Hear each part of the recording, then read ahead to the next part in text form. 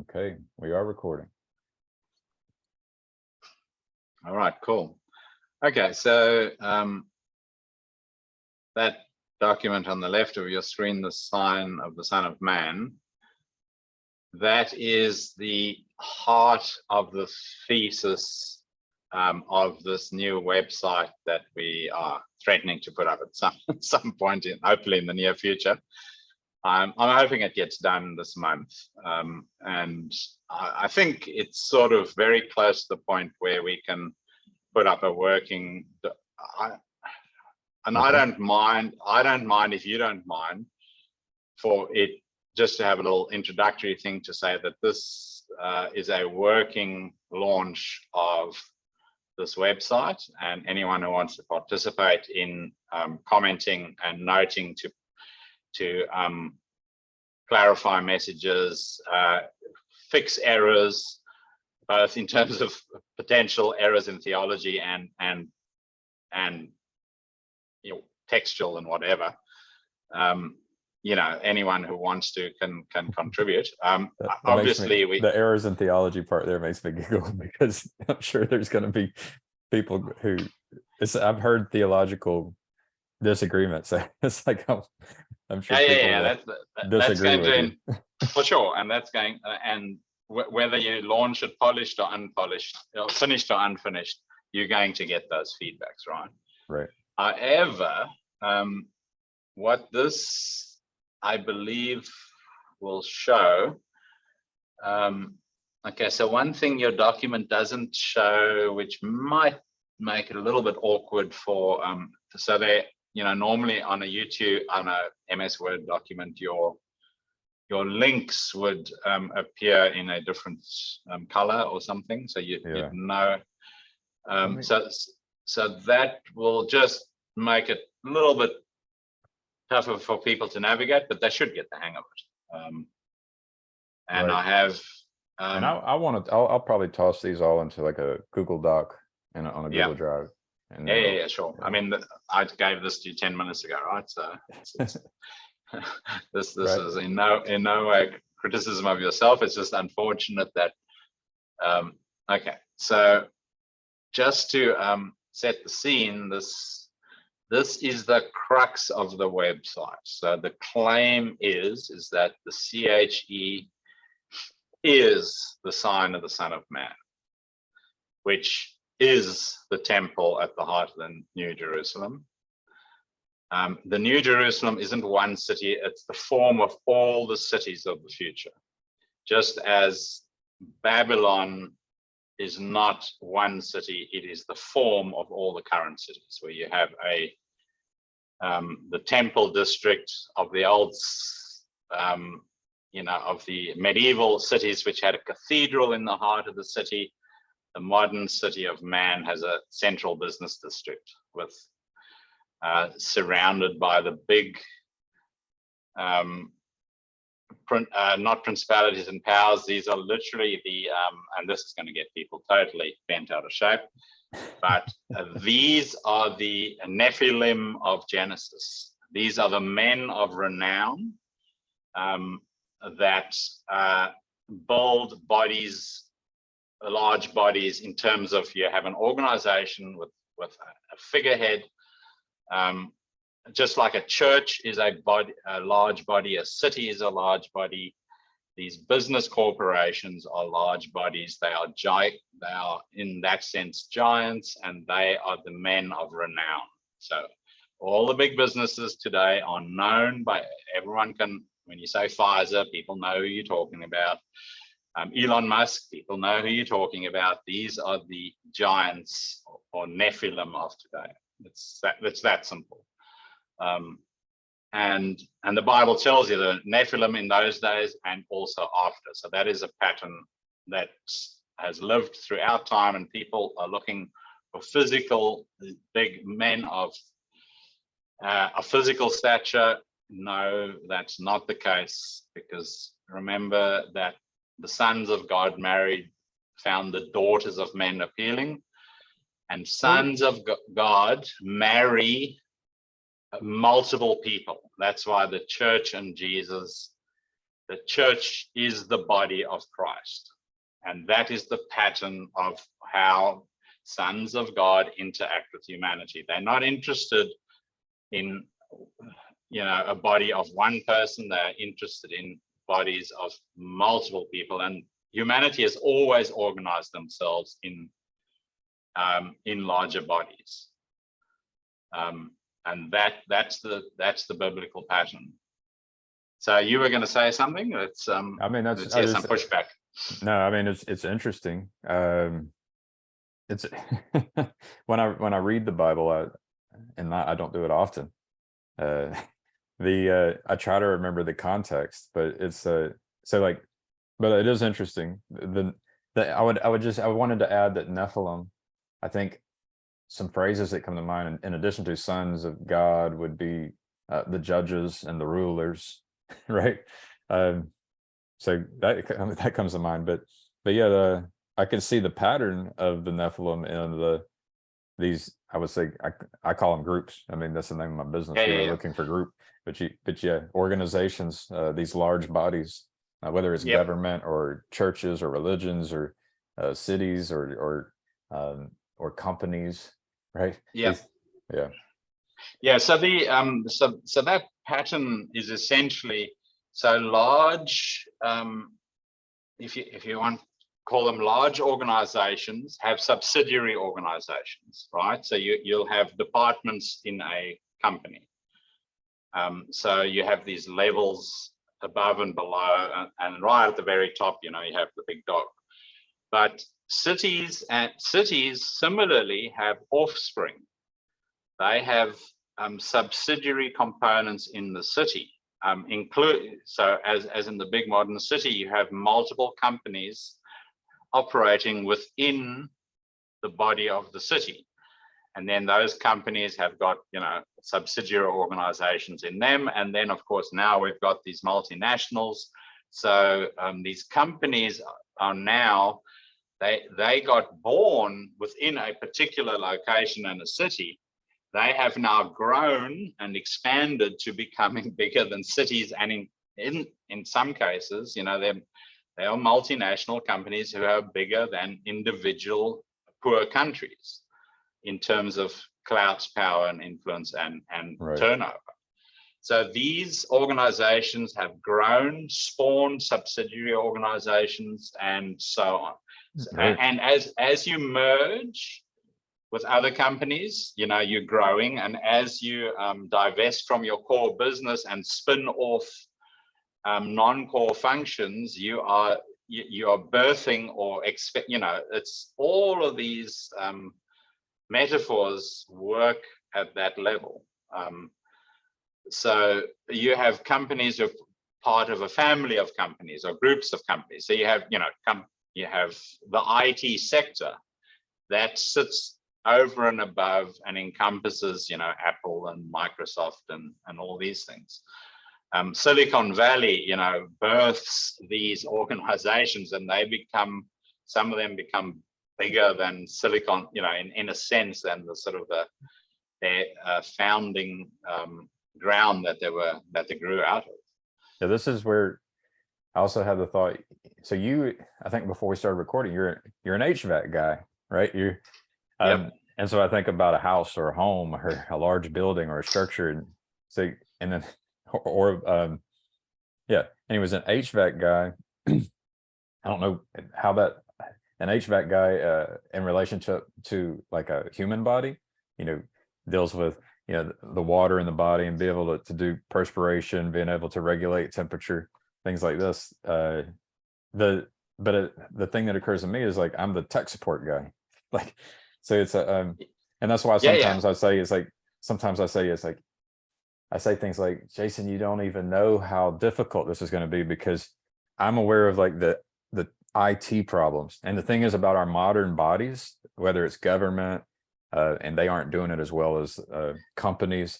It's like, if you don't have an IT department in your company, your bodies, these Nephilim that you called them, you're just not going to succeed. You're going to be defeated. And tech support is so important. Absolutely. That's why we've said on multiple occasions, we're going to have to accrete to us people with different skill sets. Farmers. Things that Yeah. I look at and I've got a vague appreciation of what it entails. I've got just enough knowledge to know that I need that knowledge that I don't have it. Waste management. I mean, there's so many.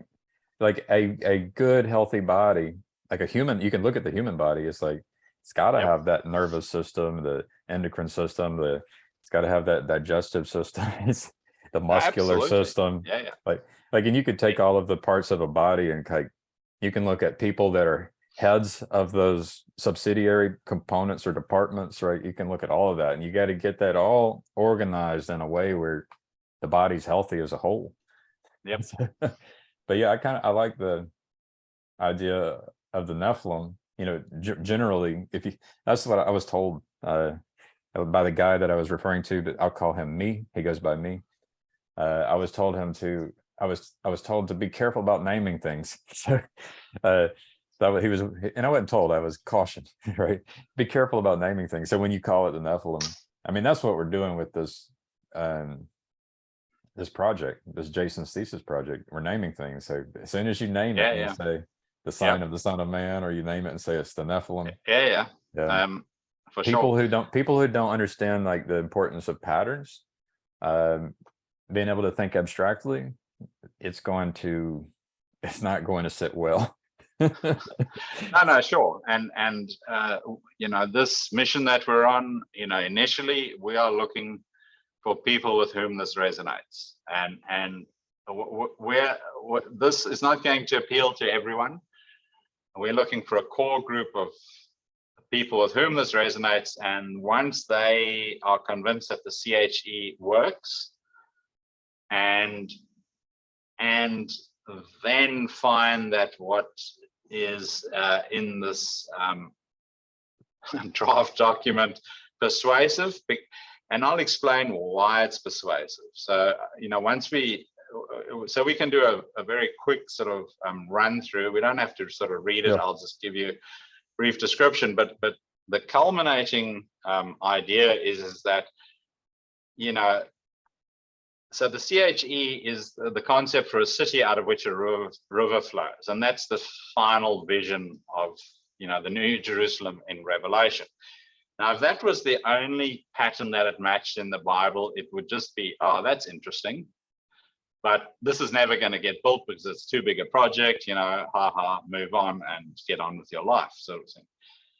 What this a reader should be left with after reading through this document, which we are going to work through now, is that is to ask the question, which pattern in the Bible doesn't map onto the CHE? Because the number of patterns that directly maps onto the CHE is beyond the odds of coincidence or mere happenstance. It is when you see it, that every aspect of the CHE matches a pattern in the Bible, and not just one, but multiple patterns in the Bible. So it is the vast extent. So the correlation between CHE and biblical patterns is so tight, so numerous, that if you are interested enough to start reading this, in other words, this is an aspect that intrigues you, because some people will look, read the first paragraph and say, this is all rubbish, and they will roll out. Those aren't the people we're appealing to. The people we're appealing to who finds the first couple of paragraphs interesting enough to read on, and then are left with the question of how can this possibly be other than true?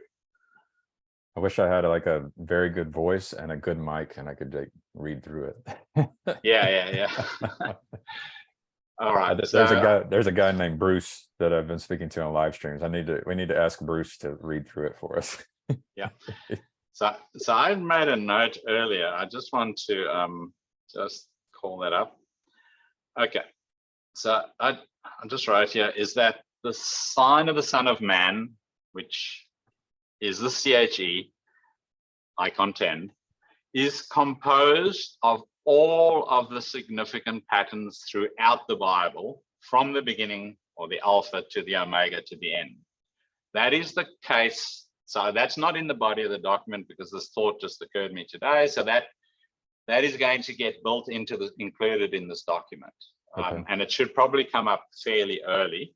That is the claim being made, is that the sign, what is being conveyed in this document here is that the sign of the Son of Man is not just 1, 2, or 3. They are all the significant patterns in the Bible are wrapped up into this structure, temple, call it what you want. So it's a pattern of I mean, to use your words earlier, it seems like it's an ideal pattern for a body, which is, greater than like our individual body, which right, which can serve God, something like that, Yep. And this is a pattern that has been written down and been communicated to people over thousands of years, and it has persisted, right? As in the Christian Bible is the most printed book in human history. It's the most distributed. How many people have actually read it? I've had a Bible for a long time. Have I read every word in the book? Not yet. And I'll confess that up front. If you sleep next to it, it might leak into you as you sleep next to it. Well, my journey of discovery has been the relevant bits get fed to me by all sorts of means, and I've been on a tour through all the books in the Bible. I haven't necessarily read every book from beginning to end, but I have knowledge and interaction with all the books. But I've yet to read the whole thing, and I will be doing that at some point in time when I have time, which may be never. All right, so in order to understand the CHE being the sign of the Son of Man, we have to look at an example in the Bible, which is how did Jesus the man map onto the tabernacle, to the pattern of the tabernacle temples that were built and destroyed in Israel.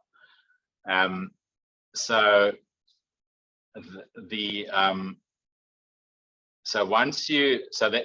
I'm saying that there's a previous incarnation of what is going to come again, because that's the logic which is obviously elsewhere in this website that we're building, is that God said in Isaiah, I told the end from the beginning, and in Ecclesiastes, what has been before must happen again. So in other words, patterns repeat, and that is how you recognize them when they occur again, because they've been previously described. So what we're seeing, what we've previously been taught, is so that we recognize when it comes again, is this biblical or is this just something constructed in the imagination of, a lunatic sitting in Tasmania? And I'm making a biblical case and I'm backing it up with citations. All right. So what's interesting is that the sorcerer has created a meme of the Tasmanian devil. So yeah, have to throw that out there too. So you gotta be careful about all the sorcery in the mainstream media. Yeah. All right. So ways in which Jesus the man mapped onto the temple, the sacrificing of lambs was a big part of temple rituals and practices. These lambs were sourced from the fields of King David outside of Bethlehem.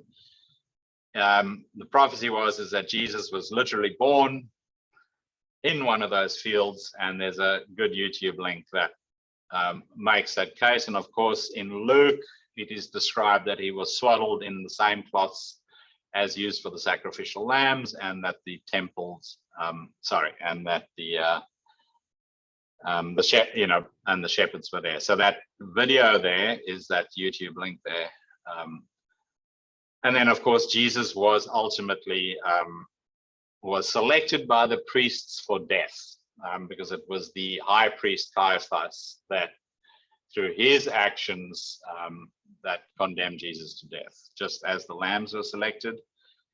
And then, very interesting, Jacob Fattirecci would know about this stuff, but I've included a link there from the practices of the priests.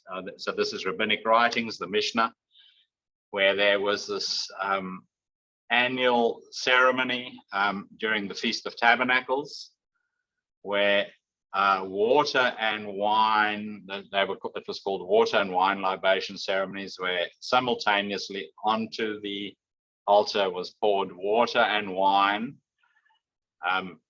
during these ritual ceremonies, and this water and wine drained out of the altar down the same drainage system that the lamb's blood and water, when they were washing down the altar after the daily sacrifices, would flow down a drainage channel out of the side of the Temple Mount and into the Kidron Valley. And that maps onto the water and blood pouring out of the sides of Jesus when his body was penetrated, and then his instruction to supplant his blood with wine. So there's that ritual replacement of wine with blood, and so in the rituals, wine was used. In the actual death of lambs, obviously there was blood flowing.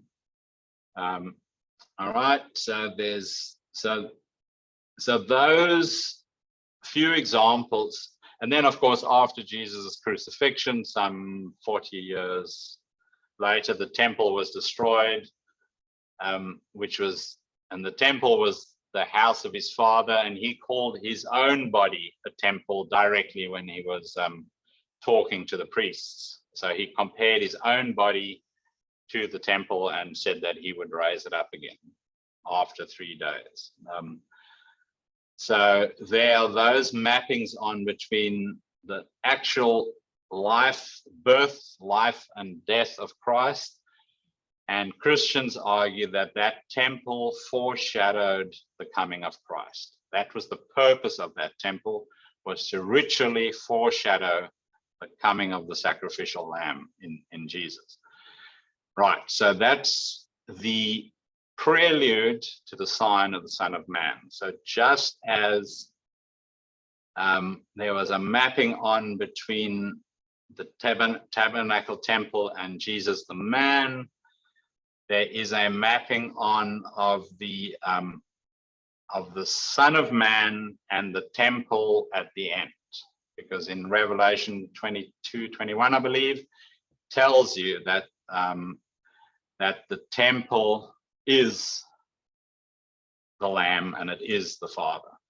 So it's telling you that the temple is to be considered synonymous with God.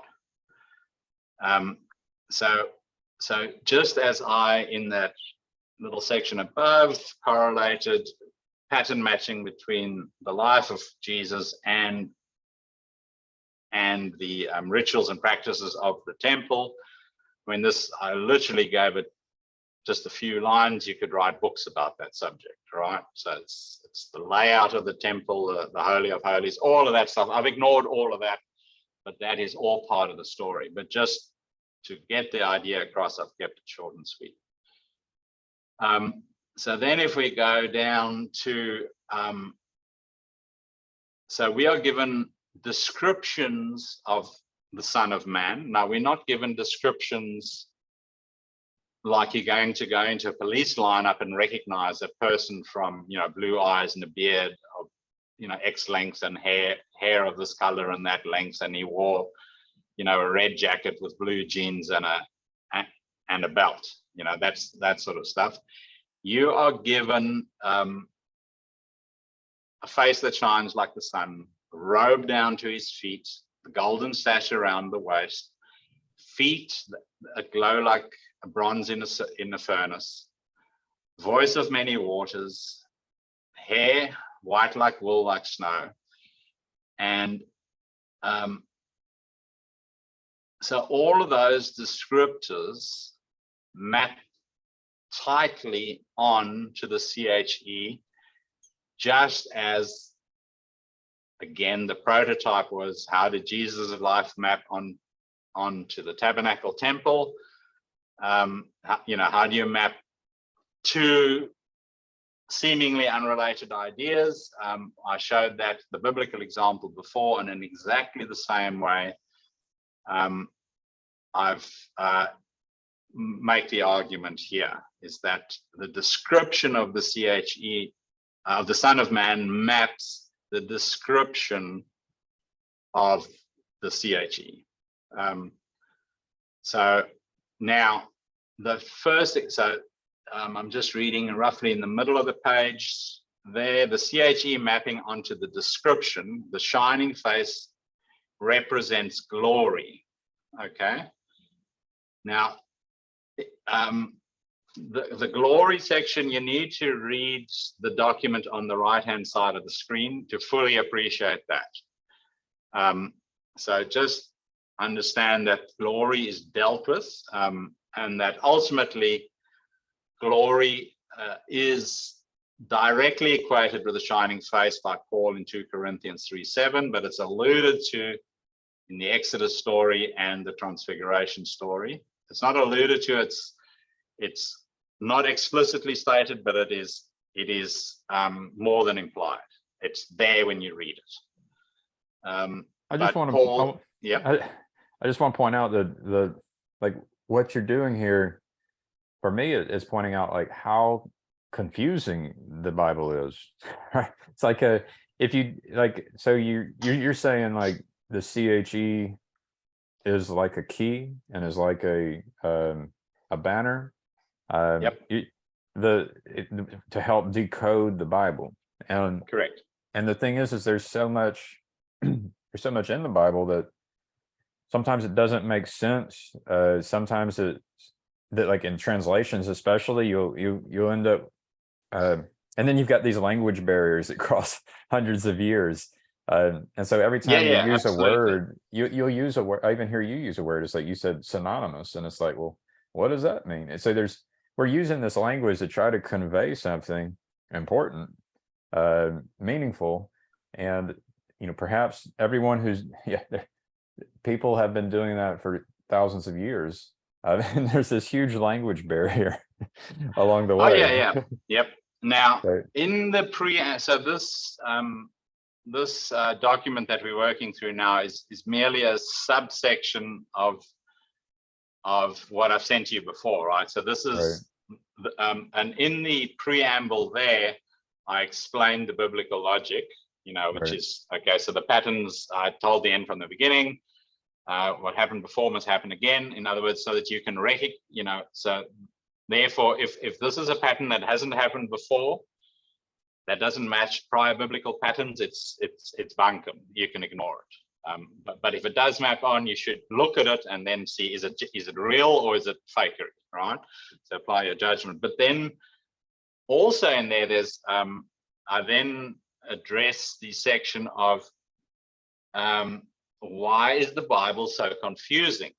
And God actually tells you, only for those in the know will this make sense. That's why I speak in parables, so that hearing you will not understand, seeing you will not, seeing you won't get it. So that only for those whom this is meant, they will get it. So, and 1,000 years ago, so there were people who read the same thing, right? Yeah. And then you end up with schools and churches and denominations and thought leaders and writing and teaching, and it's like, well, who actually understands it, and who did understand it?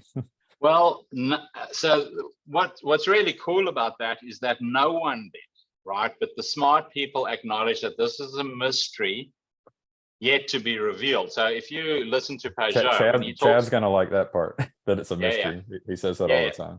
So so Paul talks about this word mystery. So he reveals some mysteries, but there are other mysteries which remain. And how do we know it's a mystery? All you have to do is go online and see people trying to interpret what passage X and passage Y means, and then find how many other people disagree with them. In other words, the mystery is being argued about to this day. Because, and so Pajot very beautifully said, so when he describes the New Jerusalem, he says, I don't know how this is going to play out. I don't know what any of this means. Because the key hasn't yet arrived. So I'm arguing that this is that key. There's an aspect of this I have to say is that because to me it's redeeming. Is that it takes people who have not just dedicated themselves to trying to decode the mystery to actually have the experiences to be able to help decode the mystery. That's the So there's people who dedicate their lives to just putting their head in a book, right. and reading, and it's like that doesn't help. No, but what's fascinating, so I've thought about this, because the only reason why I'm reading the Bible is to understand what happened to me so that I can explain it, because I knew it was biblical. Those guys that are reading those passages, so to me, the mystery was unfolding as I was seeing the pattern matching. The guys who retained their faith, reading those books and studying it for their entire lives, knowing that there was not having the key to the mystery, and yet having the dedication to keep working at it, that wasn't me. No way would I have done that. Because that wasn't, I now look at it, that wasn't my calling, that wasn't my purpose. But I became faithful because something got revealed to me, and I knew I had to figure out what precisely it was. I want to say it one more time, because it may have came off wrong. So we're part of a story, and so everyone has played a role and played a part, including the ones who studied. Who do the studying. I would say even the ones who studied everyone, no matter the religion, it's part of the story. It's the way the way it's been written. So, but it also includes people who haven't studied the stories, right? So it includes everyone. Yeah. So my understanding is that even Babylon. So you're getting the sheep are going to get called out of Babylon, which is the world, which is just for want of a better visual image, every city in the world. The people that remain in the world and aren't called out, their purpose is going to be to supply the treasure from which the kingdom is going to be built, the materials. They have a literal physical function to keep producing that which is going to save the world, which is then going to be embodied and lived on by another group of people out in the desert. Both of them have specific functions, right. And the one wouldn't work without the other. They both are necessary. Here's the hard part, is the whole free will argument. Because there's people who think that you don't have free will.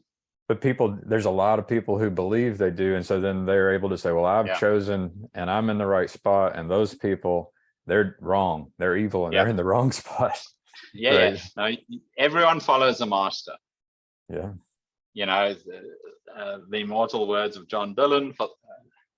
Was it John Dillon? What was his first name? I'm suddenly having a blank. I can't help you there. Yeah. I think I'm mixing up Bob Dylan. The immortal words are sorry, Mr. Dillon. I got your name wrong. So and that's a biblical. That's a biblical teaching. You're either a slave of God or you're a slave of the other God. You're working. Someone is your master. You have a worldview. You have an idol, or you either have an idol or you're following the true icon. Well, the thing that occurred to me is we're also part of these Nephilim, part of these bodies, or we can be, right? So it's like I think that's mixed in. Like when I read Job, it's like whenever a tribe of people come in and start breaking things and stealing things, it's like is that is that a body? Is that a Nephilim? Right? Because God had the divine counsel and spoke with the Nephilim before all of a sudden, before these things happen. That's so there are people, it occurs to me that we're all kind of we do have a master, and it's like, I'm not even sure how much we choose our master. Like exactly. Yeah. That happens at a level above you for which you have extremely limited. So when I say you don't have free will, you do have some control over who your master is. And here you have to go with the rider and the elephant analogy of Jonathan Haidt.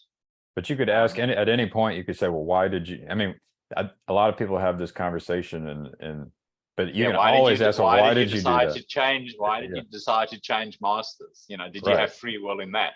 Right. And I did not. I am compelled to do this. And I think there's a good argument that there was no free will all the way down. You changing the masters, it's all part of the story. Yeah. So when you get called by a different master, you get called, right.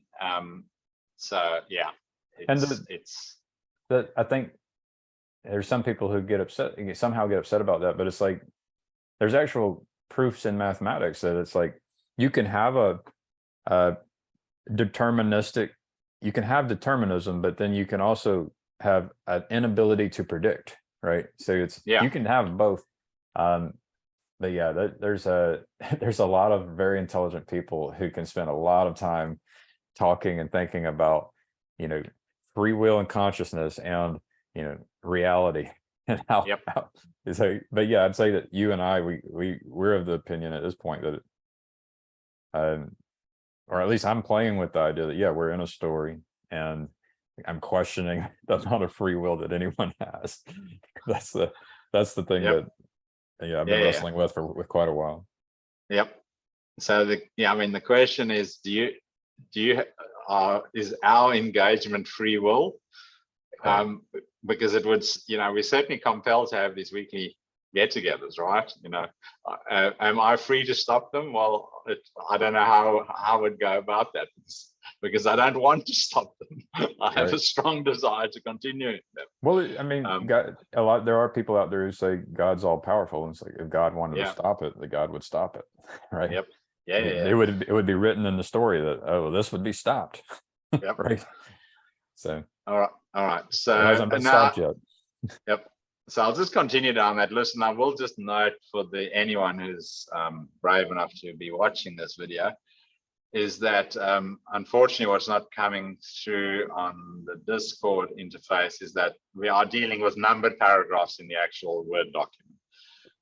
So the current list we're working through now, the CHE mapping onto the description, ties in with the list above. So this list there, if you go up to the top of the page, there's a list with a series of dots, the face that sounds like the sun, the robe down to his feet.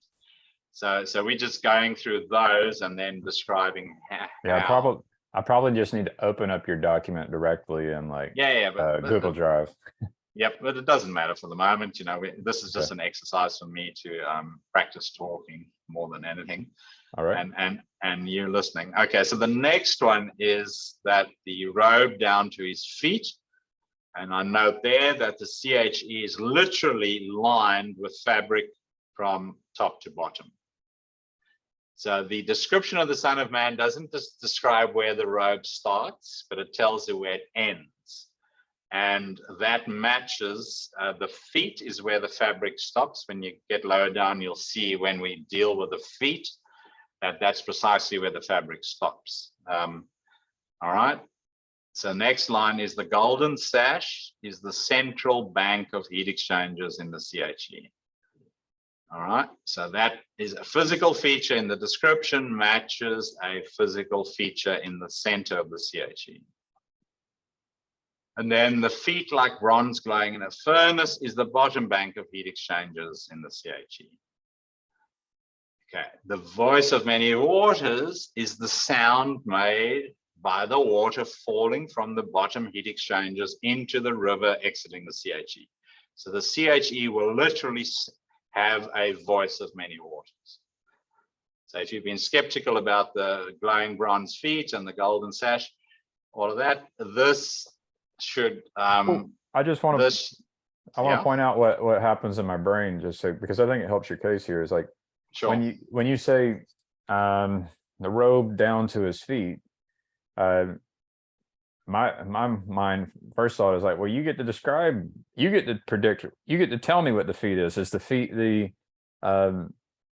pillars that where No, the water will be that's falling? the Well, that's let me the finish. foot, Let me that's the finish. footstool. Yeah, yeah. Right. Let me finish. And then so I'm thinking, well, Jason's just bending things for his narrative, right? And then, Yeah, yeah. but then in the text, it then tells you what the feet is, and the feet maps onto, it Yeah, says the so feet like bronze glowing in a furnace. So then it's like, well, correct. there is a part of the CHE that's like bronze glowing in a furnace. So Yeah. then if the CHE, if all of a sudden the best design for the CHE is that the fabric should go all the way down to the ground, right? Then Yep. it wouldn't map correctly. Correct. Right? And I'll just address that. If the fabric went all the way down to the ground, then no air would flow into the CHE. So the fabric has to stop precisely where it stops. It wouldn't work. It wouldn't function. And then the other thought that occurs, like, as someone who receives visions sometimes, it's like, I can imagine a character who received a vision that's attempting to describe this thing. And it's like, just try to get in the head of the person who received a vision of a CHE, right? And then they attempt to communicate it and get it down such that it's there and preserved, right? Yeah. Not knowing when it's going to be revealed exactly to the world. It's like, well, how do you describe it? Right. Yep. That's a very hard task for the person who has the vision and has to describe it. So you just made a very telling little contribution there, which was great. So you said it tells you where the feet are. The feet are at the bottom of the row, and it tells you what the feet looks like. The feet are glowing like bronze. So you have two identifiers pointing at the feet, and that's actually worth. That's worth adding into the into the thesis. That's what you did there was good. It was literally saying, yeah, it's building the case. There are two things identifying the location of the feet. It is where the fabric stops or the robe stops and what they look like. Right. And so it was a very good job. Like if you receive a vision and you attempt to communicate the vision in an honest, trustworthy way, it was a very good job of the person who received the vision and attempted to communicate it. Like that's a difficult task to try and do that. And then I listen to people tell lies, right? It happens all the time. Like I can see the lies, and we don't have to go into it because they're controversial and they're powerful people who will try to, they will be offended and threatened if you point out their lies. But so what I did there is I'm saying in my mind, as you're reading, I'm like, okay, well, Jason could be lying here, and this is how you could be lying to try to bend it because you have a bias, right? Yeah. I Sure. see people do I it want this to be true for sure. So right. but this is why I'm throwing it out into the world, right? To be tested, right? But this is a pretty cool mapping that here for this reason, and my mind sitting, the skeptical mind sitting there like, well, I've seen this before. A biased person's about to tell me. A biased person's about to tell me why their story He's trying to sell me his story. Yep. So now, I wanted to share what was going through my mind there as like I would say one of the most skeptical people in the world. Right? Yeah. And anyway, the person we were speaking about earlier when we weren't recording, my direct family member, it's going to be a tougher sell. But he also was a witness to the vast majority of this journey, anyway. Let me just say one more thing. When I went to when this CDC, this Nephilim, ends up telling me that this is how I should behave because of the study, and then I go click on the study and I read the study and I see that it doesn't correspond, I can tell there's a lie and a deception, right? That's right. And then you don't take that medicine. Right. You don't eat what he's selling you. I'm just, so for the people who, yeah, there are people who trust the CDC, that Nephilim, but don't go digging.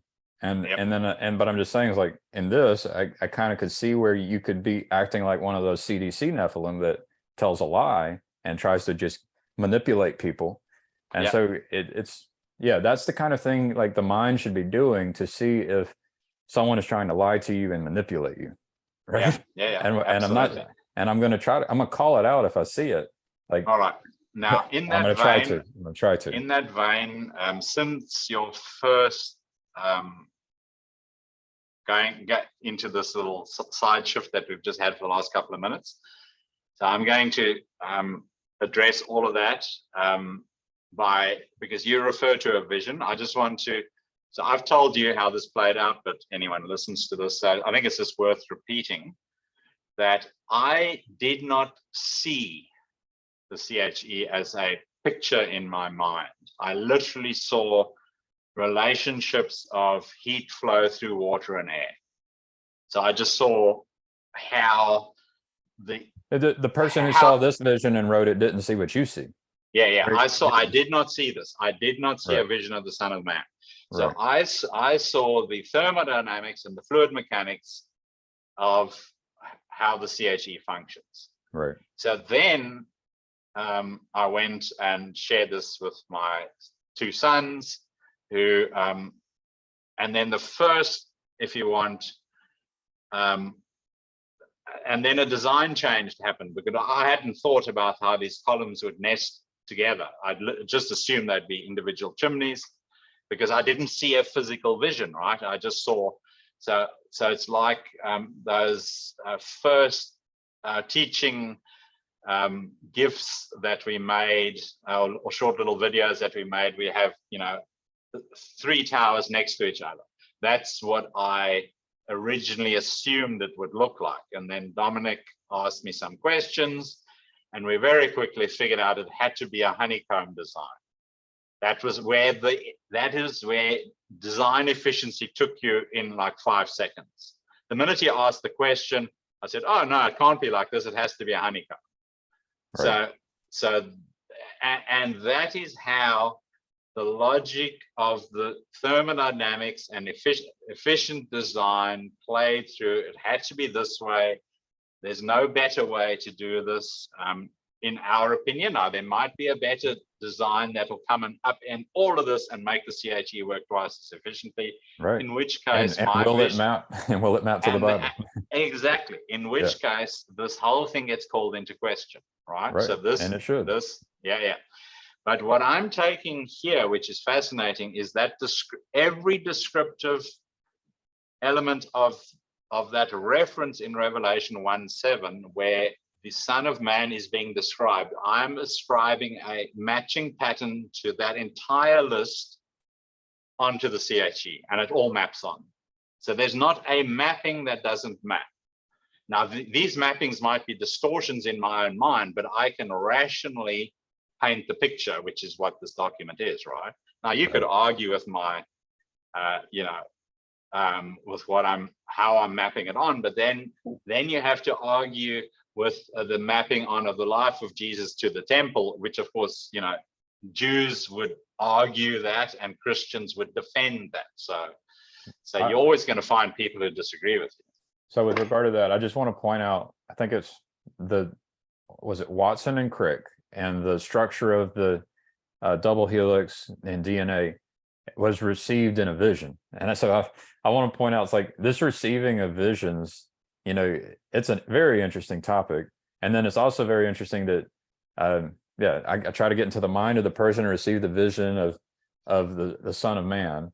And then I can also try to get into your mind, having received the vision of the interplay of thermodynamics, and then working out, well, how would you use this? How would it even be useful? What would it do? And trying to get it with, working with your son to make it useful, right? So that it actually works. And then it becomes something that looks like the Son of Man. It's not like you started with the Son of Man and was like, well, how can I build that?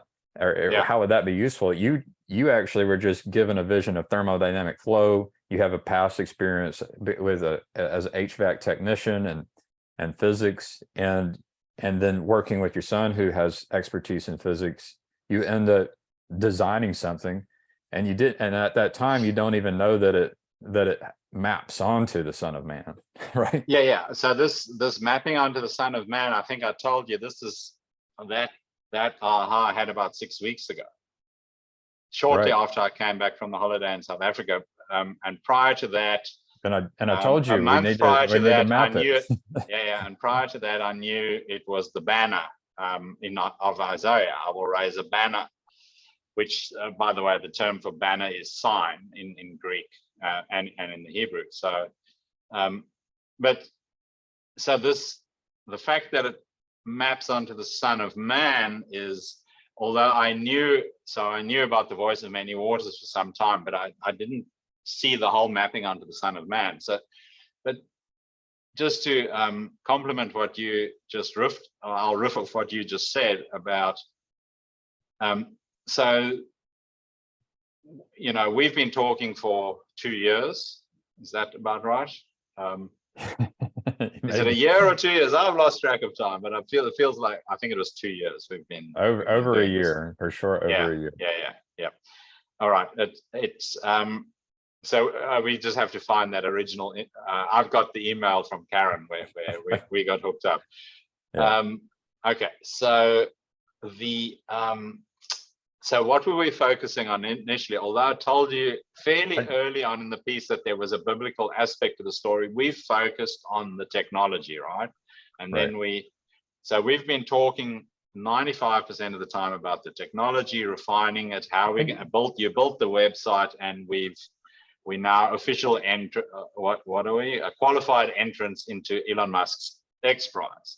Oh yeah, Jason, So, it's been 2 years. My first message to you in Discord was March 5th, 2021. Yeah. It's 2 years. I was over 2 years. Reasonably, it's over 2 years now. So for the greater bulk of that time, we've been talking about the physics, the material aspects of this project, right?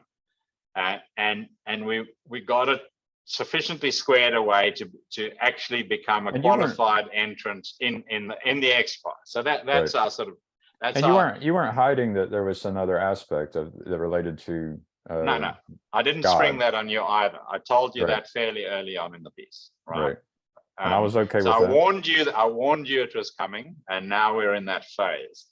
But what is interesting is we've been immersed in the physics and the chief design characteristics of the structure, which has got fixed during this 2 years. And now I'm telling you how it maps. And as I said, this concept that it maps onto the sign of the Son of Man, that's brand new. I got that insight a month ago. And by golly, it maps onto every aspect in my mind, which I'm trying to convey to the reader here. And I'm making a case for that, which I think so far I'm doing quite well. I think it's good. I like it because I mean, I've received visions and I've attempted to make them useful and try to be honest about them. And it's hard. It's hard to do that. Yeah. So it's I like to see that there's a mapping of a vision from long ago to a vision that's been playing out in our lifetime, right? Yep. It's related to you, right? All right. So to talk about physics again, this is pretty cool.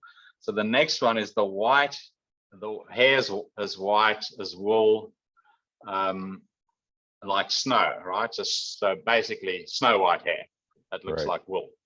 Okay. So you can build you can actually build for Webster you can do this really cool little experiment where you can build a cosmic ray detector. I don't know if you've ever seen those cosmic ray detectors. Yes. Where you basically create in a chamber, you fill it with ethanol vapor, and then as cosmic rays. You can see like neutrinos and you can see them scattered. Yeah. Yep. And then you see these white traces forming where essentially you're condensing ethanol. You're forming little tracer clouds, right? It's like condensation trails high altitude airliners in the sky. It's the same sort of idea. Is Right. There's literal condensation occurring in a clear atmosphere. Now, inside the power station component, which is at the heart of the CHE, there's a vertical column. For those people, so I spent 3 years in a refinery, and you have these things called fractionation columns where you boil crude at the bottom, and then you distill out various fractions of petroleum products. So you have butane at the very top, then you have sort of your petrol fractions, and then your diesel distillate, and so on. Anyone who has a still and makes whiskey or makes liquor or moonshine would understand this. And there's a reference, you'll see that later on, there's actually a reference to this when it comes to Jacob's Ladder, is to that concept of a still or moonshine, because alcohol is technically called spirits. That is the definition of technical description of what alcohol distillate is. It's called spirits, right? And I've given you a Britannica reference to that. So what happens is, in the central column, the bottom is hot, and that's where you're boiling ethanol. There's a series of heat exchangers at vertical intervals to prevent this ethanol vapor from condensing as it rises. And at the very top is the cold condensation part, which is where the output from the CHE interacts with the power station. This is a word salad, so for those, some people are rolling their eyes, but be that as it may, at the bottom of this column, ethanol is boiling. Might need a picture there in the website. Yeah. And and I believe there is one on the CHE website in one of the appendices. Maybe we can link to that or something. And we will. So, and at the very top, there's a very cold heat exchanger where this ethanol is then condensed back from vapor into liquid at the very top. And where that condensation happens, you get ethanol vapor occurring, and that's at the very top of the structure. Internally, you actually won't see it with your eyes; it's hidden. But by doing a clear experiment, you can demonstrate that is what is that's the physical process that's occurring. Is you're getting a condensation cloud forming at the cold top end, and by building or just Googling a cosmic ray detector, homemade cosmic ray detector, you will see that the color of ethanol vapor cloud is snow white. All right, so there's literally something that looks like lamb's wool at the very top internally in the structure that you will not see with the naked eye, because it'll be happening inside a steel column, but it will be there. I mean, what's interesting is it would be interesting if the technology for the CHE to do it as efficiently as possible ended up doing something where it actually became visible, right? Like you don't necessarily know that it should, like right now you're saying it won't be visible to the naked eye, but it would be interesting if it did become visible to the naked eye, because experts either discover something new or show something to us, to you, that you're not aware of at this time. Right. Yeah. Look, and there's no reason why the top of the structure couldn't have some sort of a clear plexiglass dome for visual inspection to see the actual processes happen in real time, or you put cameras in there, right? So because it would certainly be beneficial to have eyes, in inverted commas, inside the column to witness the physical processes occurring. Reason being is, are your intermediate heat exchangers 100% effective at stopping early condensation forming? Is there ethanol condensate forming low down in the structure where you don't want it occurring? In other words, are your heat exchangers hot enough? And the best way to pick that up would be visual, right? So you just asked the question, and I think I've just answered it. Yeah, visual information of the process happening in there will be beneficial. So you'll either have viewing chambers, or you'll have cameras. Well, at the end of the day, this thing, it either works or it doesn't, and then it gets built, and it will get built in a way which we'll try to make it work efficiently and effectively, and then it's Yeah, going to what look the, what it's the, going to look like something, and then it yeah, might look like there's indications that it might look like the son the sign of the Son of Man, right? yeah. So Yeah. so yes, I'm picking out features inside the structure which looks like that. And Yeah. at the end of the day, I think every physical feature in the CHE would have been mapped. I haven't found one yet that hasn't been mapped. So there are obviously passages in the Bible which you can say, well, that passage in the Bible there where, you know, David threw a rock at Goliath, that hasn't been mapped on here. And I'll say, well, actually, I could make that metaphorical case, but or they walked through a river. Well, okay, that sentence, I'm not saying that every verse in the Bible maps on. What I am saying is that every physical feature in the CHE maps on to patterns described in the Bible. I am making that case. I'm making that claim, right? I'll be tested. Once this website goes live and we find people who want to interact, that claim will be tested. And anyway, so the next one is the 7 stars, 7 angels. Now I ran out of time and but I can do that.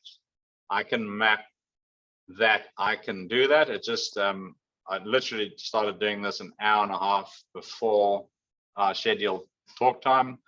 Right. And I'd forgotten about this and realized, hey, I haven't done that yet, but I can do it. I know how to do it. I know what the mappings are. I just ran out of time.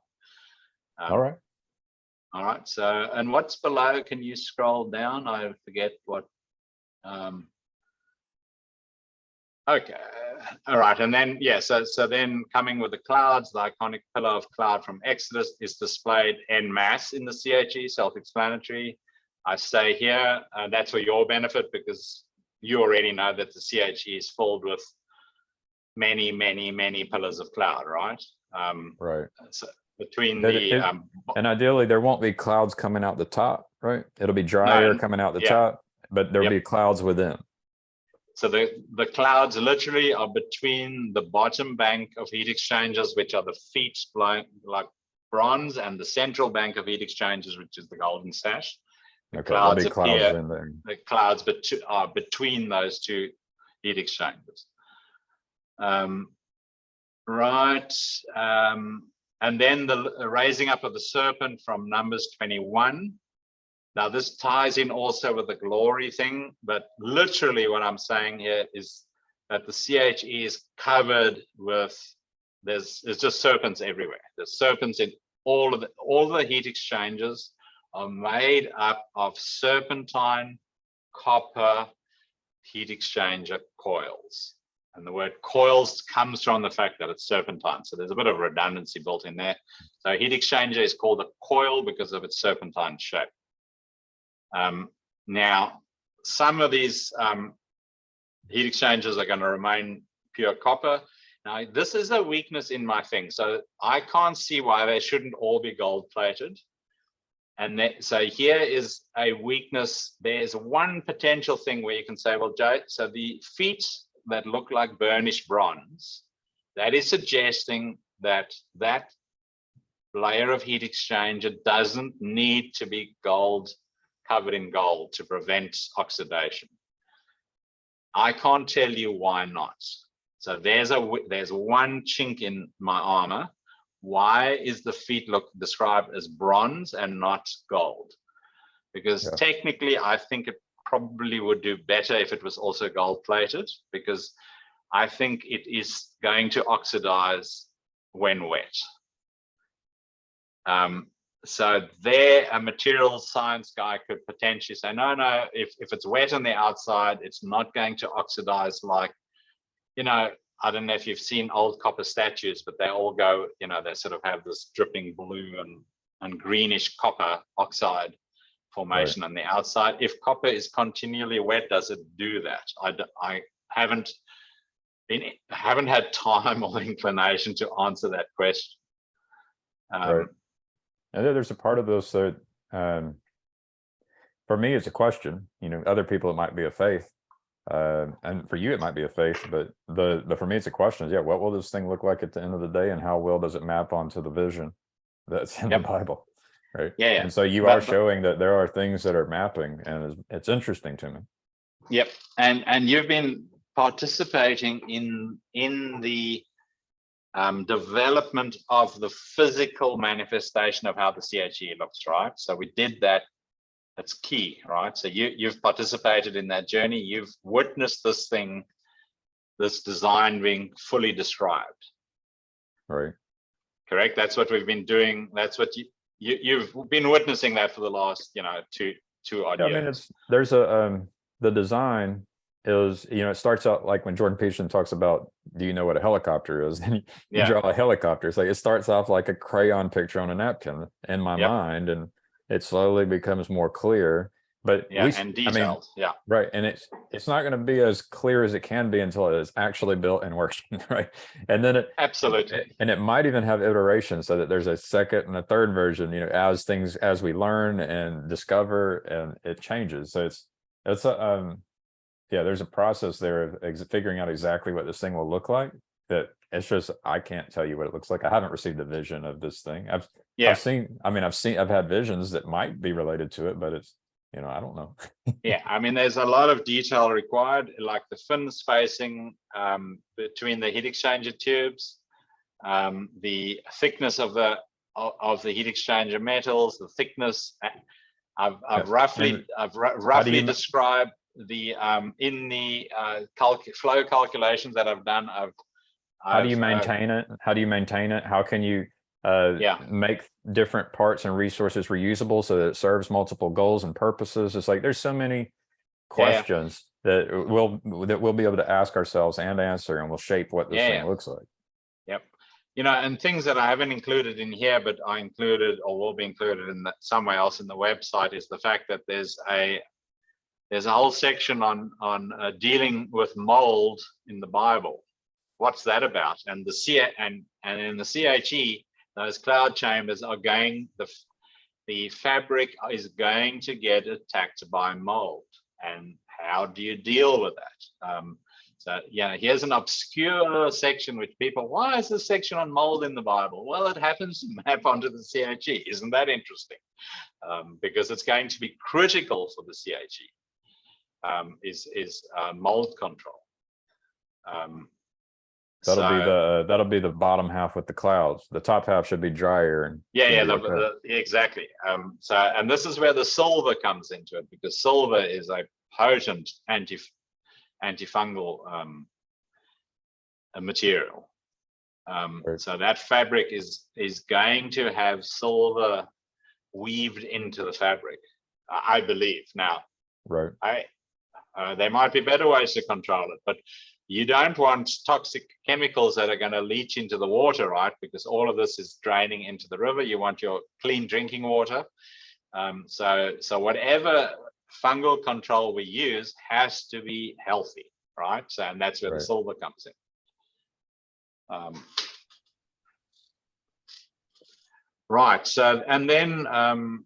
So then I say there, sort of just below the bottom, and then there's a section on Jacob's ladder. I'm not going to go through all of that now, because Jacob's ladder is there's just I believe there's an appendix about it, but it's the section we've focused on the least with the CHE, and that's just the power station and how that works. And that was a separate vision that I had, which flowed from the CHE, and then it just happened to match onto Jacob's ladder. Yeah, right? It's interesting that Jacob's ladder could be a power source for the CHE. To me, that sentence I just said that's a powerful sentence, right? Yep. Because it doesn't have to be the source of the source of power for the CHE, but it could be. And there's another interesting mapping on with words and the naming of things. So the Bible is interested in the naming of things, places, animals, and people, right? So this is a key theme in the Bible, and there's renaming of people to highlight how important the naming is. And just to go back to your sort of opening stuff, we're naming, be careful, Jason, you're naming stuff here, like the Nephilim, and this is going to get people excited. Yeah, excited in different directions too. So Jesus said, Jesus said, I will come with power, in reference to his return. Now, the Holy Spirit is this is regarded to mean the Holy Spirit, but I maintain that when God speaks, there's almost always more than one meaning that can be applied. There's different layers of understanding in terms of what is being spoken about here. I've seen it. I've said things and had 3 different people hear 3 different things and have them all be true. It's like, correct. When that happens, it's very mysterious when you can. And the Bible is like that in a big way. It's true on multiple levels of understanding. So because the word spirit is directly associated with the word with ethanol, with alcohol, right? Distilled alcohol is technically called spirits today. And when you go to chemistry supply stores, you can buy methylated spirits. You buy methylated spirits. You can buy spirits of alcohol. That's it's in the scientific jargon. Now, so power is associated with the Holy Spirit, but these spirits and angels are spirits, right? And these invisible beings are spirit beings. Nephilim are motivated by spirits. Yeah. And the power is being generated by spirit here. So that there's 2 ways that you can, and then of course the mapping that I haven't done here, but elsewhere in this website, it's going to have this fact that this CHE is literally breathing. It's got this air being drawn into it, the water's being extracted from the air, and that this air is ruach or pneuma, which is the Greek and Hebrew terms for spirit as well as wind. So these correlations are literally physically instantiated in the CHE. This is a city that breathes. And what is the blood that's piping through that's moving through these serpents? The fluids working through the body it goes from pure water to water and ethanol in the inner cold core of the CHE to pure ethanol in the Jacob's ladder. So you're literally going from pure water to pure wine. And the fluids in Christ's body 2 fluids came out, water and blood, which is transposed to the wine. So there's water and wine, literally in different sections of the CHE is water and wine. So that maps on. It just goes crazy. And there's technical reasons why you're using, because the minute you go below 0 inside the CHE, water starts to freeze, and by mixing ethanol with the water, you suppress the freezing point so wine acts as an antifreeze. Right. And that's why you're adding the ethanol. I guess, there's, like I said, there's technical questions and all that, and things may change. How much water, how much wine. So. And I haven't defined that, right? Those are sufficient to suppress. You only add enough wine so that the liquid will give you the physical performance that you're looking for. Yeah. All right. Is there anything else you want to cover before we end it for this session? Well, I just said here that showing these patterns closely mapped on the CHE should be sufficient, but then venture remain unconvinced. We can keep going, and I can show you these other. And this is just a short little list in there of things that can be added, but this probably doesn't. This belongs elsewhere in the document and not in the Sign of the Son of Man. Yeah. So from someone like myself, there's a hope that that there is a mapping, right? And like I think the ultimate mapping is, well, what does it look like at the end of the day, right? What does the ideal CAG Well, look like at the end of the day? And I see where you're mapping like our current idea of a CAG, and because yeah, we walked through the technical details, I can see that, oh well, that makes sense, right? And then yep, I wonder how much technical details will change and how much the mappings will change over time. Like, so there, to me, there's a bit of a seeing of evidence, and there's a bit of a, a hope or a faith kind of thing. I'm less yeah, yeah, faithful, but more hopeful in general. yeah, yeah, sure. But I mean, I think unless I'm particularly devious, is that the phase where we were talking about purely the configuration of how does the CHE actually look and work. Right. That phase came first. So what we can, I think, what I can say honestly is that this mapping matches the work that we've done to date on how the CHE must be put together with our current level of understanding. Yeah. Now, speaking to that, I mean, so I may as well drop it into conversation, because it is going to form part of this, is that, you and I are offering $500 each for anyone who, so the best way to debunk that this is not the sign of the Son of Man is to, because I think I've got a new who's very skeptical on biblical truth and accuracy because you believe it to be contaminated, is that I've gotten you to see that these mappings, you can see how I've can argue for these mappings with the current version of the CHE, right? You've conceded that yeah, I can see how you map those signs of the Son of Man on, or the description of the Son of Man onto our current understanding of how the CHE looks. So you've conceded that, I believe. Yes. All right, very good. That to me is a massive one, because you've stressed me out in the past part with your skepticism, and my big fear was, will I be able to show this to will I be able to communicate this to Gavin? And I think you're saying, Jason, your job might not be 100% done, but you're sort of you're doing okay so far. Yeah. All right, so I'll take that. Then I'm talking about this, which was your idea, this let's pay someone to debunk this thing that we've been spent the last 2 years talking about, because if it's not true, we need to know, and if it is true, everyone needs to know, right? Right. That's sort of and my take is that everyone needs to know, even even if the people aren't God curious, that there should be a want to know because of the good fruit that it can produce, right? It's like, it's people should want to know either way. I mean, I would love for people to be interested in trying to seek God. Like, that would be great.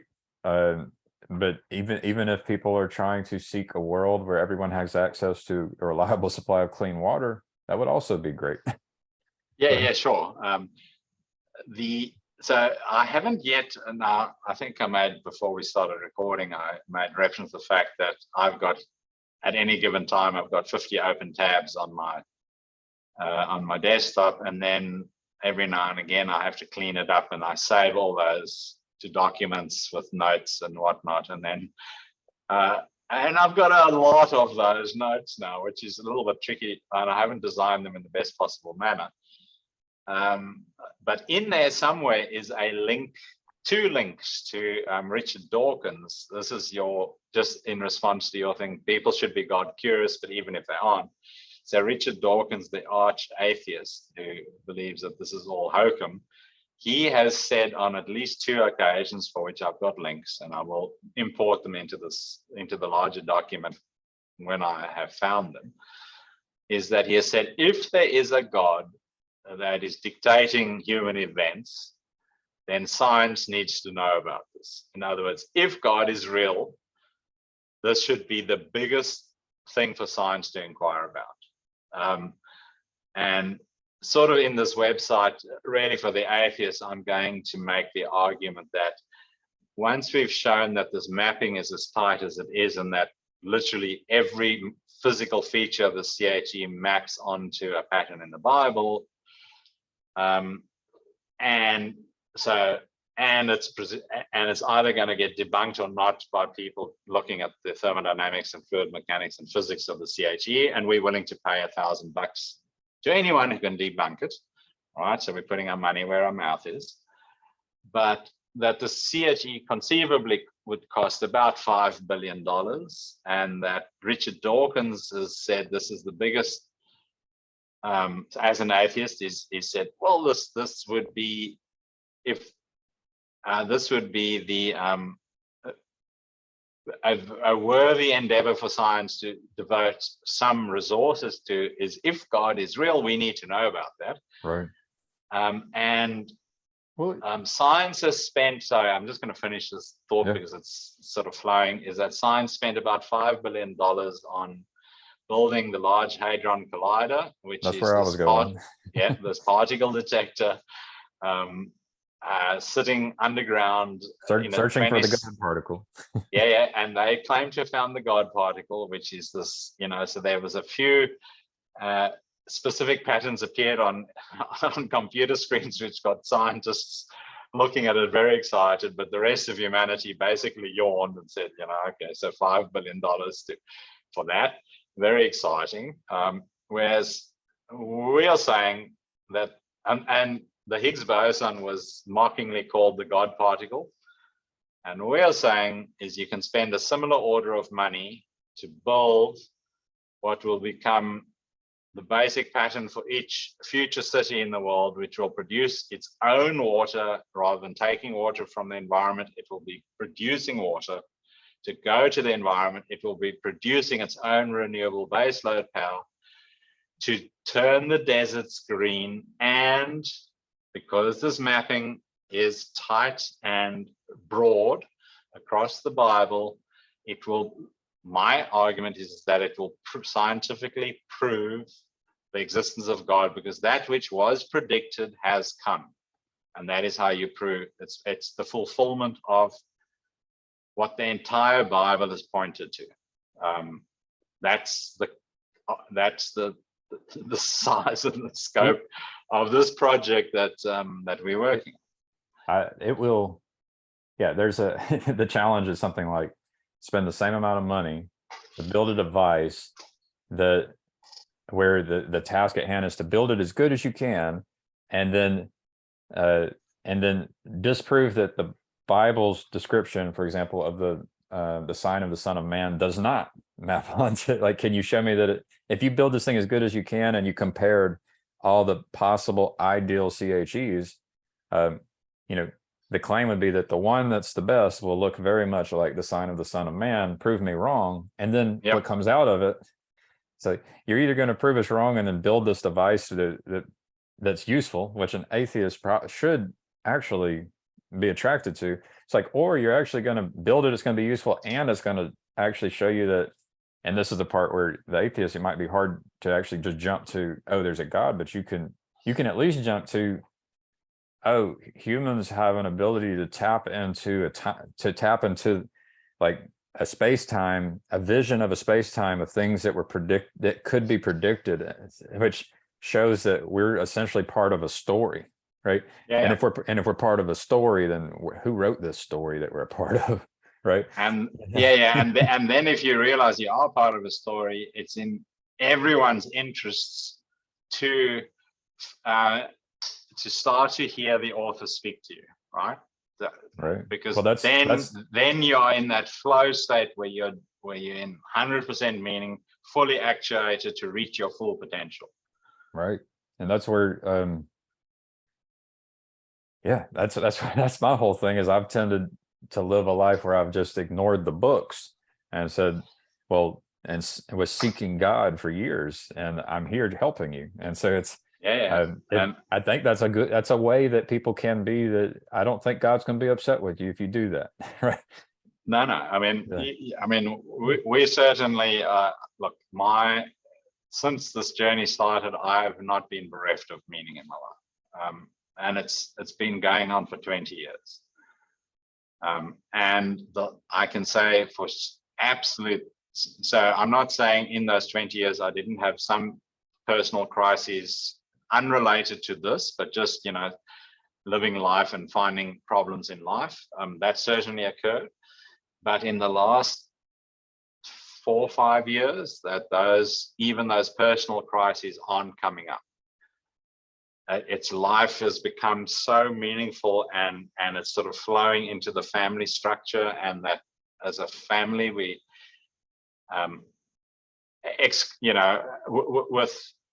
so in terms of our immediate household, 100% on track, and in terms of children have left the house's health generally pretty good for 2 out of the 3, and the other one is a contributing member to the CHE project who I spoke to you about earlier, is going to be critiquing this document for us, and that hopefully I'm hoping that it's going to that activity will bear the fruit in his life. But yeah, I mean that I think the best you can get is this eventual realization that we're part of a story, as indicated by the fact that there are people who can see the future, and the asking the question, well, who wrote the story, and the seeking a relationship with the creator, right?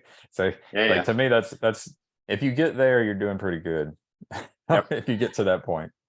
Now, when I read different passages in the Bible and I map them onto the CHE, and I just go, how could such a book have been written by all these different people over such a span of time to give you the means by which to identify a pattern when it finally appears in such a tight correlation?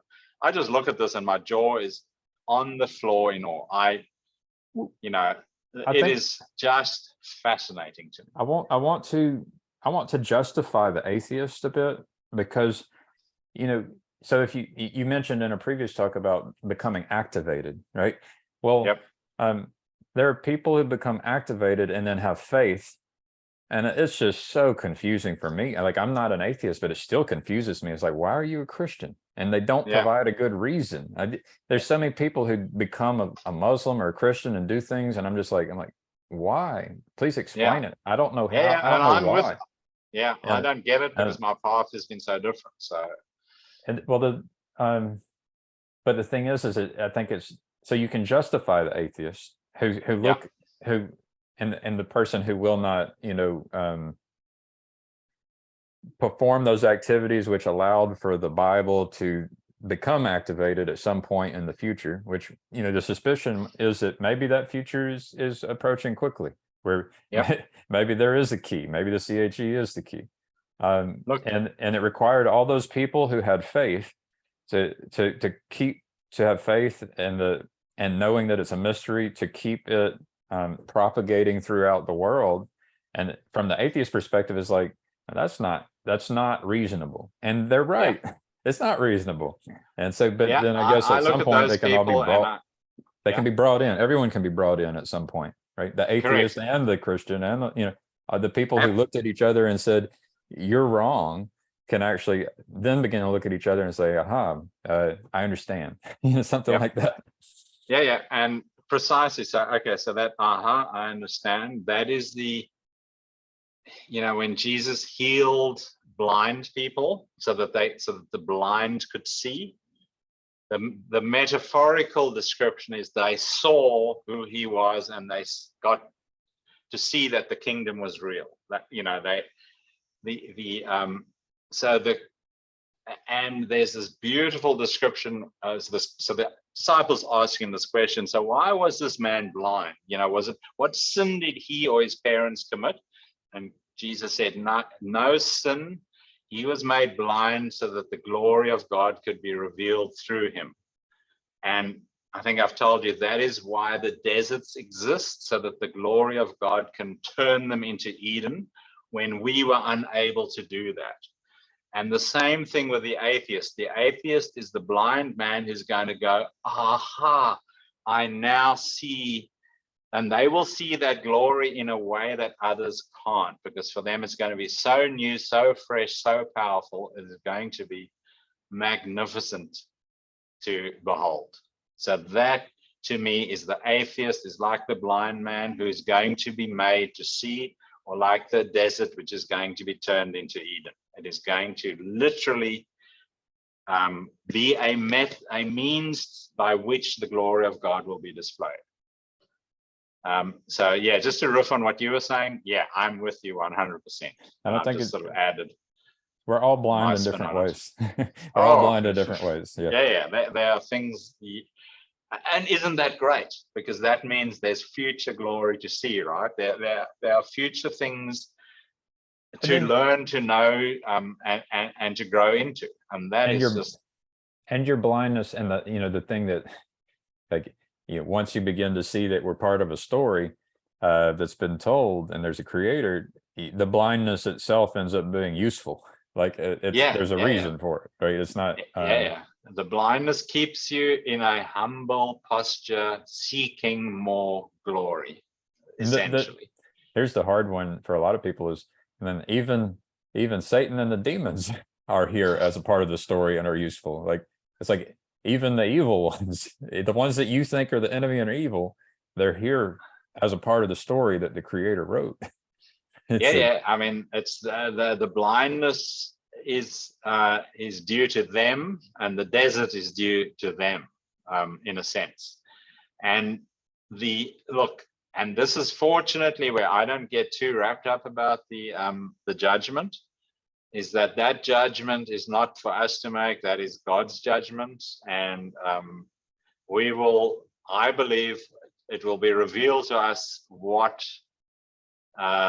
that entails, and we will understand it. At this point, to me, it's just okay. The judgment for the angels that sin doesn't look real flash or good, and we'll see what that entails in some future iteration of life.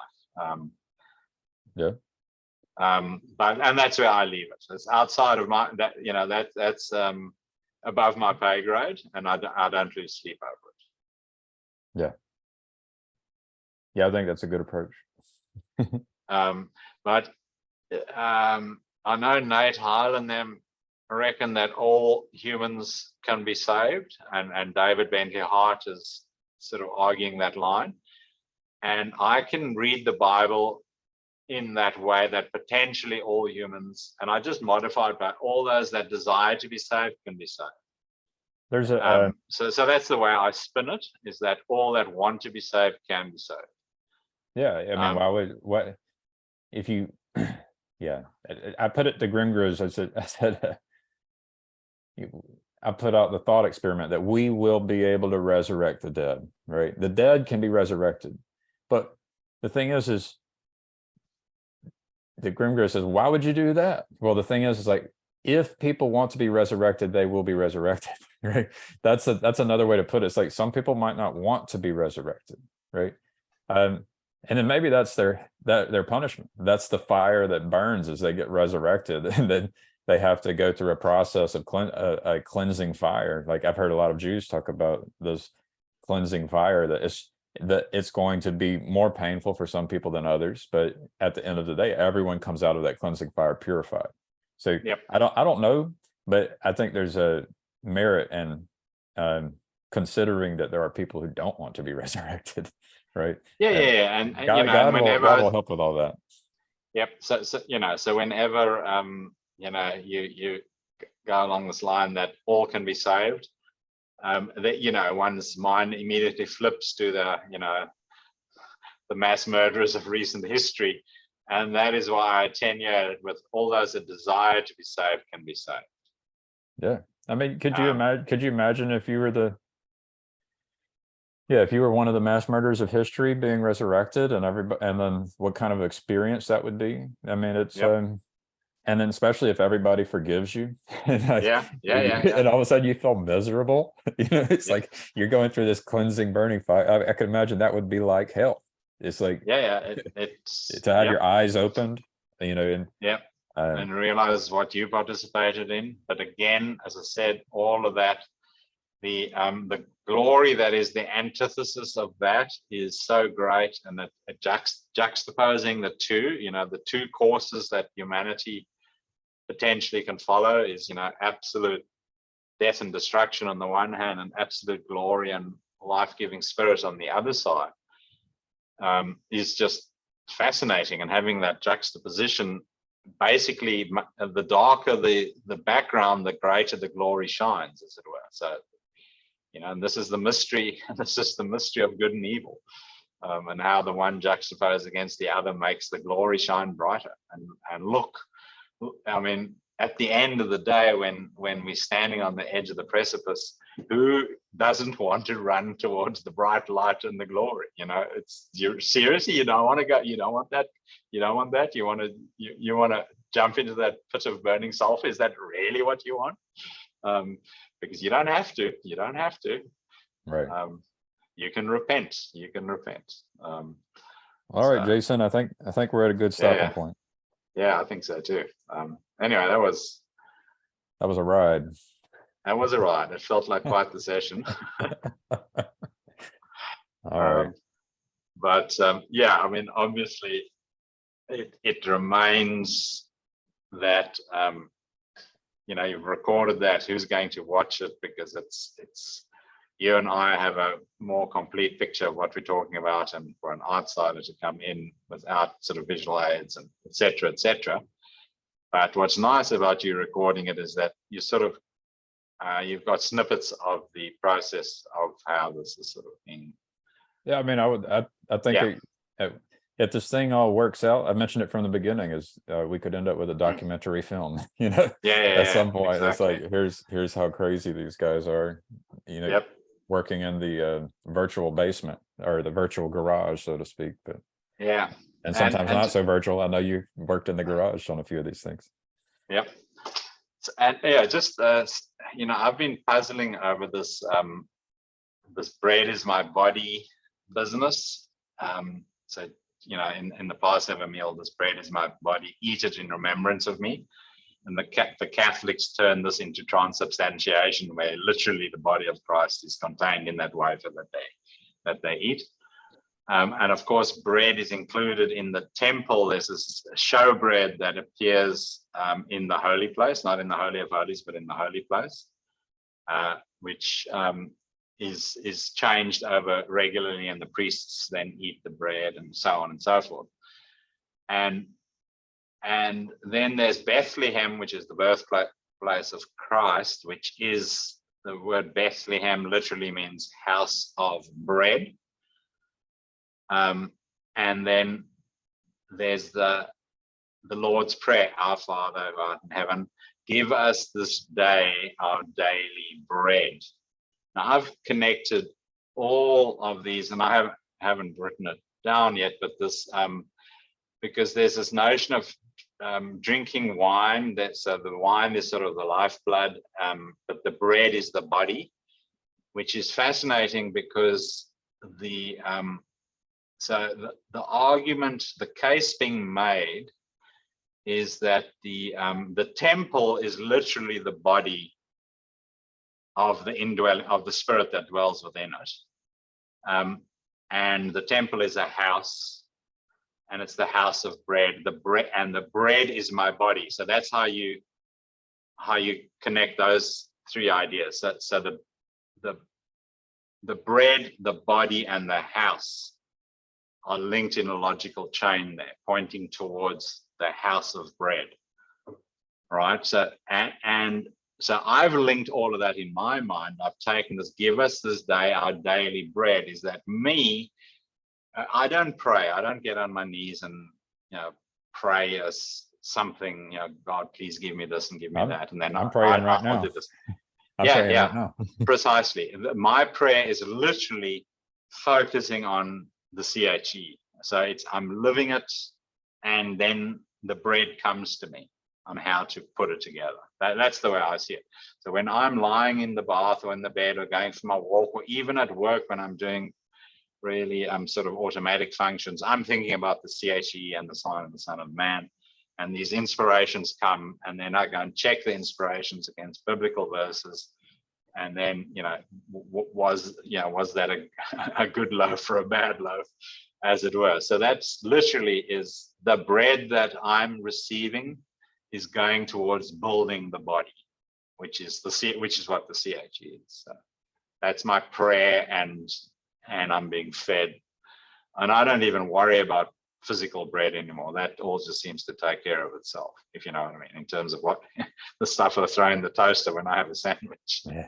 I mean, I've been remembering that, or I've had these kind of visions of being without gasoline, and what happens in a world where we are out in this world when we're without gasoline. And then I'm just so grateful that I have gasoline in order to be able to get food on the table for my family and get it in the fridge. So it's that, but yeah, you're talking about the sustenance for the spirit, but also that sustenance for this material body is it's important as well. So I hope we don't have to go through a whole.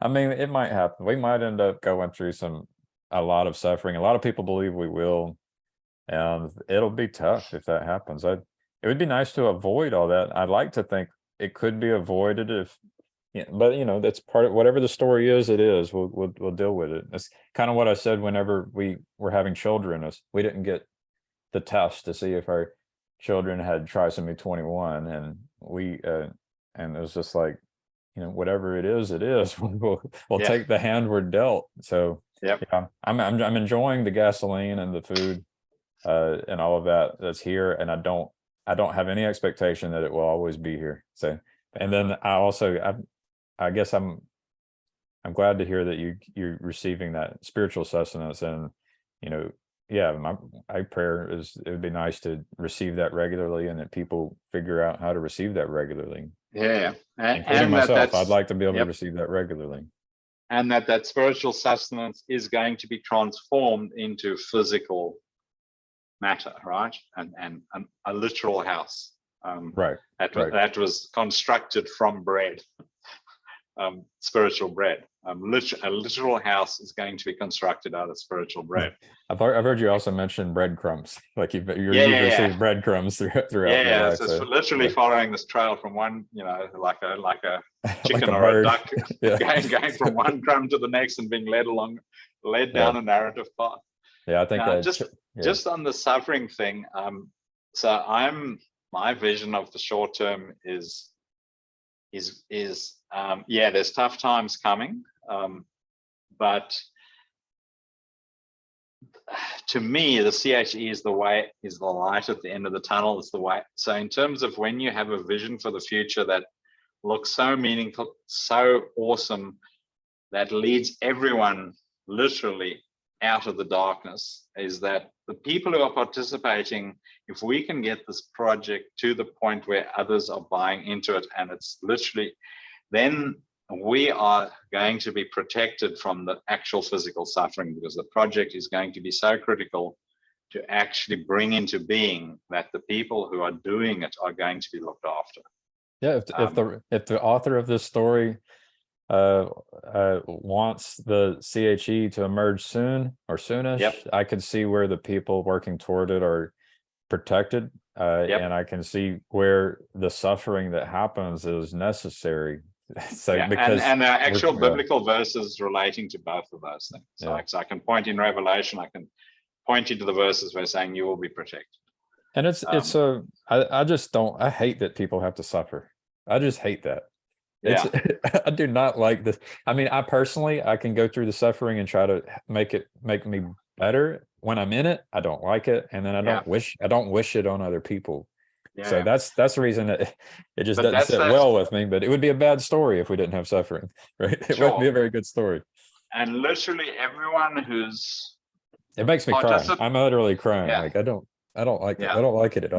No, nor do I. And it gives me my reaction's the same. And I mean, we glibly spoke about the refining fire early on in terms of having to have the evil burnt away. The people who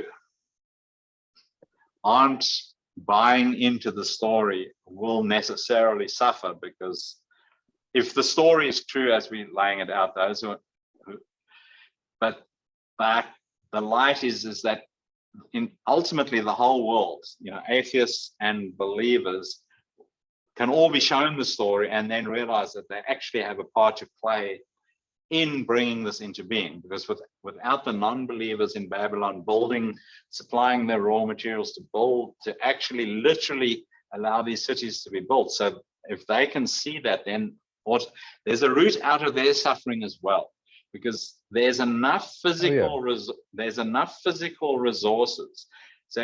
So the way to wipe away your tears, Gavin, which I'm not currently physically crying with you, but I have thought, this is sort of burnt into me in the past, is that if the better we are at propagating the story, is the quicker we can get this out, the less suffering there potentially could be. How's that for a motivation? Okay. So and look, okay. You asked me last week when's this website going to go live, and you're captive to my production rate. So I can say that, but it's knowing that it's all on me in terms of how quickly I can generate the stuff. I can always shoot an email to of this.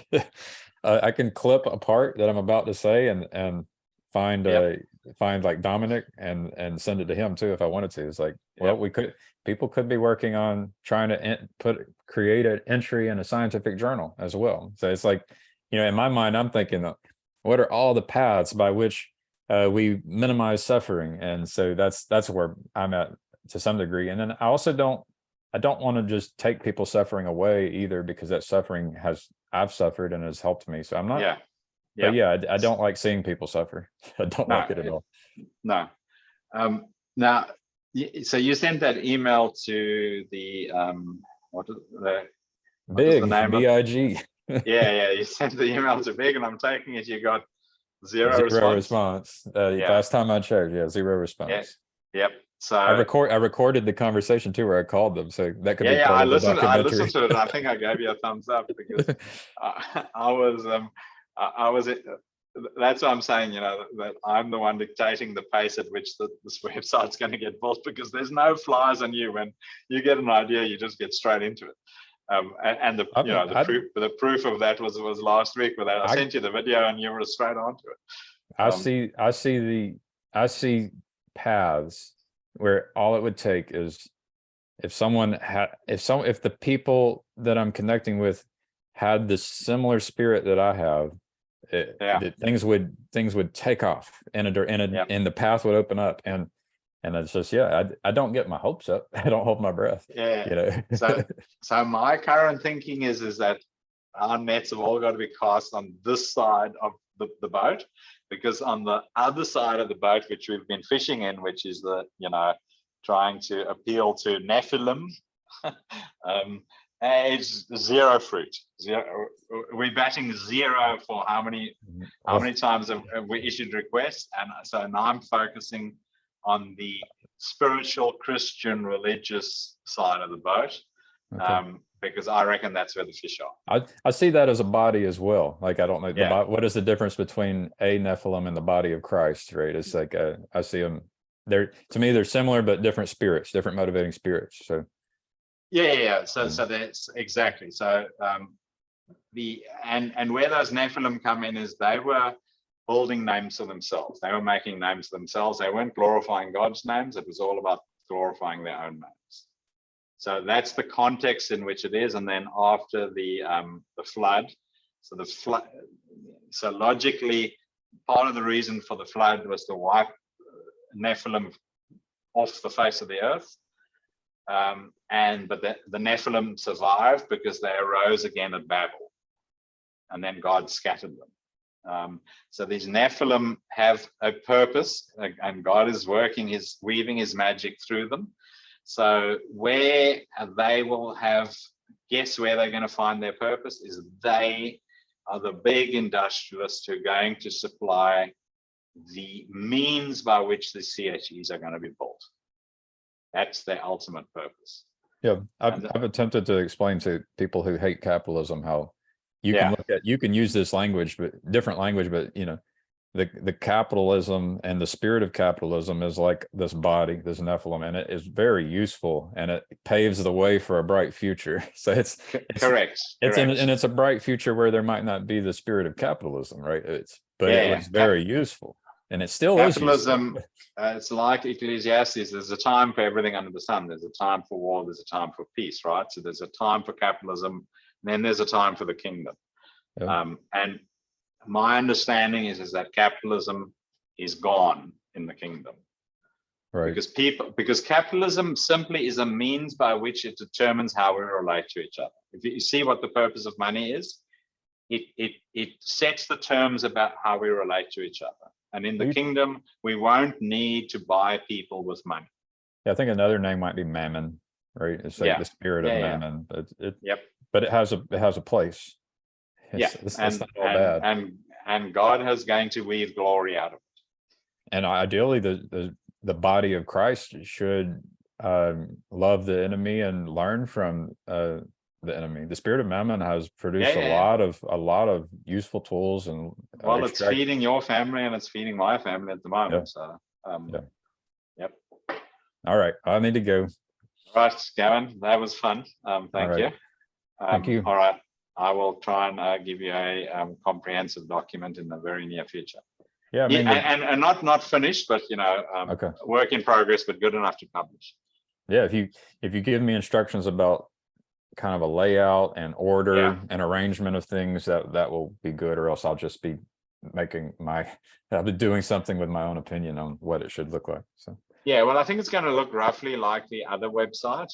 So we'll have some sort of landing page, but then we'll have a narrative structure with appendices. Right. Yeah.